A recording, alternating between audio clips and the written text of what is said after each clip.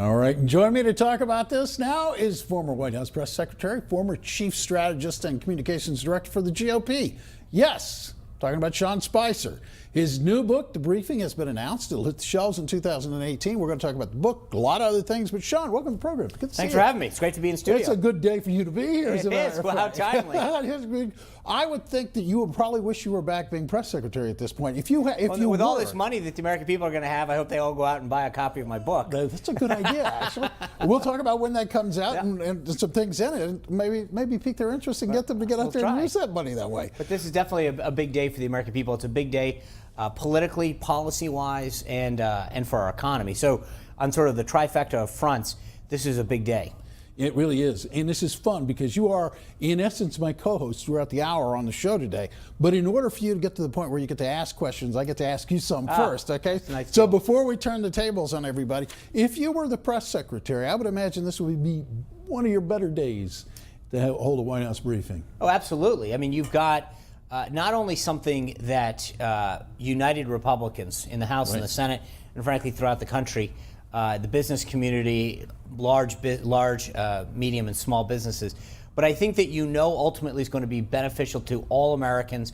It's going to create jobs. And so this isn't something that you begrudgingly pushed over the top. This is something that I think that not only, and you saw immediate reaction, AT&T saying, every employee of AT&T is getting $1,000 as soon as the president signs that in law. So if you're one of those hundreds of thousands of employees that works at AT&T, you're sitting there saying, despite what the media told me, I just saw the immediate benefits of this bill. Well, it's interesting, too, because another company, Fifth Third, which is a banking corporation, announced they were going to raise their minimum wage this afternoon and give employees bonuses as well.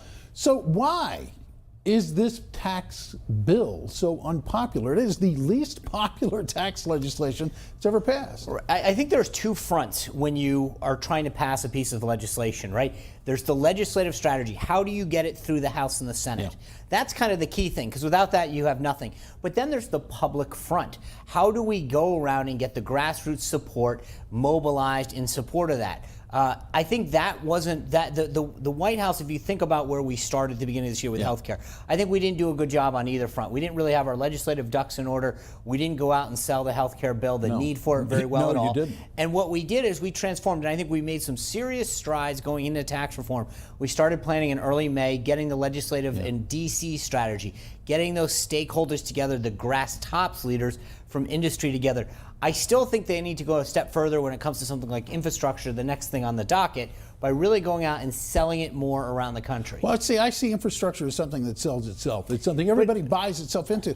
The tax bill is interesting because, I don't know, I hate going to this, but you correct me if I'm wrong, but mainstream media seems committed in their opposition to the president, and they haven't talked about the benefits, the positive side of this tax bill. It's very rare that you see anyone on television or anyone in print writing about the benefits. It's always who's going to lose in it.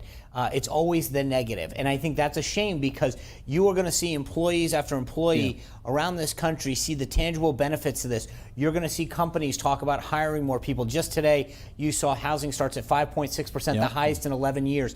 Those are the kind of things that sooner or later, the facts are going to overcome the negative mainstream narrative. Well, it's interesting then, because the Democrats wasted no time.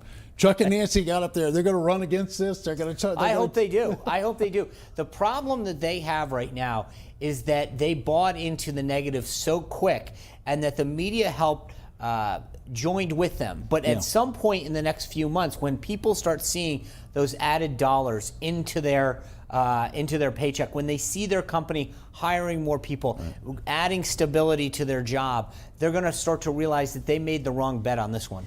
Yeah, it is going to be interesting. And this leads to a political question as a point of strategy. Yeah. The Democrats have proudly called themselves the resistance.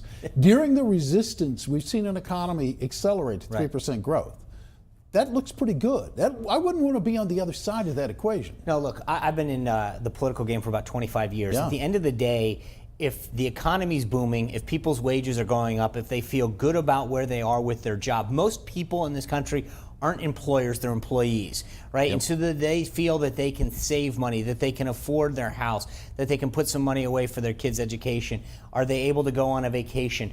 Those are the indicators that I think most people feel what they base their vote on. And if this bill bolsters an already booming economy, you don't want to be the resistance. People are going to wonder, we're going to want to stop the resistance, not join it.